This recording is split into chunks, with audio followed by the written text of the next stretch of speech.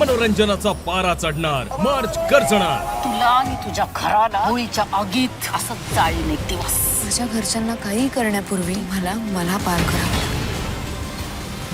आजवर मी संघर्ष करत राहिले फक्त तुमचं प्रेम मिळवण्यासाठी, पण आता दुसरा संघर्ष, आईवरचं लांछन दूर करण्याचा.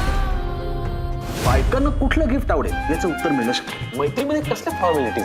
हे थोडं वेगळं आहे. म्हणजे गाडी मैत्रीच्याही पुढे गेलेली दिसतीये. मी इथे फक्त काम करायला आले, नातं जोडायला नाही. त्यामुळे आपण प्रोफेशनल राहूयात. Excuse me mister Jayant Kanitkar. तुला माझ्यापासून मी कधीच दूर जाऊ देणार. तू या घराची खरी नात नाहीयेस. And this time I have a solid proof. ठीक आहे अनिका, तू तुझा गेम खेळ. माझ्या नशिबाचा निकाल माझा मी लावेन. मी या नात्यातून तुझी लवकरात लवकर सुटका करेन. बॉस, आता सुटायचं नाहीये, आता अजून अडकायचंय. आता खरा रंग समोर आला तुझ्या. माधुरीला आर्याला तू मारलंस.